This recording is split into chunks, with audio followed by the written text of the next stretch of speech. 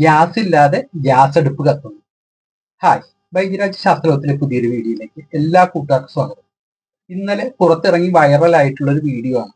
പുല്ലുകണ്ടം ശ്രീ ധർമ്മശാസ്ത്ര ക്ഷേത്രത്തിൽ gas തീർന്നിട്ടും gas അടുപ്പ് കത്തുന്ന ഒരു വീഡിയോ.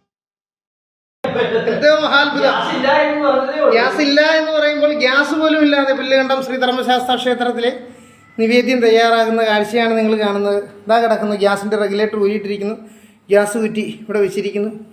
ഇതാ ഈ പൈപ്പാണ് പോകുന്നത്. അതിനകത്ത് എത്രയൊക്കെയെന്ന് പറഞ്ഞു കഴിഞ്ഞാലും ഇപ്പോൾ 37 സെക്കൻഡായി വീഡിയോ തുടങ്ങിയിട്ട്. ഇതിക്ക് മുമ്പ് കുറേ നേരം വീഡിയോ എടുത്തിരുന്നു. ഈ വീഡിയോയിൽ ഇത്രയും സമയവും ഇത് നിർത്താതെ കത്തണമെന്നുണ്ടെങ്കിൽ അതിനെ അത്ഭുതമെന്നോ അല്ലെങ്കിൽ എന്താണ് വിളിക്കേണ്ടത് അറിയില്ല. 1 മിനിറ്റ് ആയതിനു ശേഷവും ഈ ഗ്യാസ് കത്തി തീർന്നിട്ടില്ല. സ്വാമിയെ ശരണമയ്യപ്പ.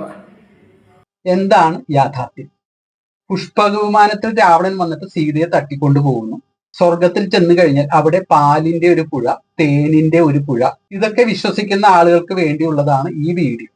നമ്മൾ ടോം ആൻഡ് ജെറിയോ CID മൂസയോ അല്ലെങ്കിൽ ആട് സിനിമയൊക്കെ കാണുന്നത് പോലെ അതേ ലാഘവത്തിൽ കണ്ട് ചിരിച്ചു തള്ളി അല്പം അത്ഭുതത്തോടെ കാണേണ്ട വീഡിയോ മാത്രമാണ്. അതല്ലാതെ ഇതിൽ ശാസ്ത്രമൊന്നും തിരയരുത്. അല്പം ശാസ്ത്രജ്ഞാനമുള്ള കുട്ടികൾക്ക് വരെ അറിയാം, നമ്മുടെ ബൈക്കിൽ പെട്രോൾ തീരുകയാണെന്നുണ്ടെങ്കിൽ ബൈക്കിൽ നിന്ന് പോകും, അതുപോലെ ഗ്യാസ് തീരുകയാണെന്നുണ്ടെങ്കിൽ ഗ്യാസ് അടുപ്പ് നിന്ന് പോകും എന്ന് എല്ലാവർക്കും അറിയാം. എന്നാൽ എന്തുകൊണ്ടാണ് ഈ ഗ്യാസ് ഡിസ്കണക്ട് ചെയ്തതിന് ശേഷം വർക്ക് ചെയ്യുന്നത് എന്ന് ചോദിച്ചു കഴിഞ്ഞാൽ ഉത്തരം സിമ്പിൾ ആണ്.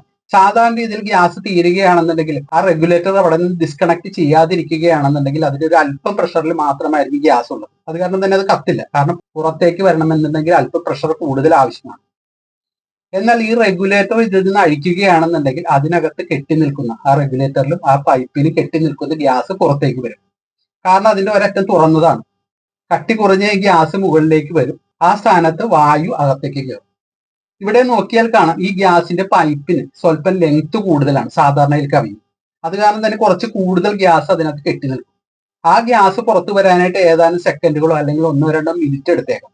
അത്ര നേരം മാത്രമായിരിക്കും ഈ അടുപ്പ് കത്തുക. ഇനി അതിൽ കൂടുതൽ മണിക്കൂറുകൾ കത്തി നിൽക്കണം എന്നുണ്ടെങ്കിൽ അവിടെ ഫൗൾ പ്ലേ ഉണ്ടാവും. ഈ ഗ്യാസിന് പകരം മറ്റേതെങ്കിലും ചെറിയൊരു ഗ്യാസ് കുറ്റിയോ മറ്റോ ഇതിൽ കണക്ട് ചെയ്തിട്ടുണ്ടാവും. എന്നാൽ മാത്രമേ മണിക്കൂറുകൾ ഇത് കത്തി നിൽക്കുകയുള്ളൂ. അതല്ലാതെ ഇതിനകത്ത് റോക്കറ്റ് സയൻസ് ഒന്നുമില്ല, അത്ഭുതവുമില്ല. Thanks for watching. ശാസ്ത്രത്തിന് വേണ്ടി ബൈജിരാജ്.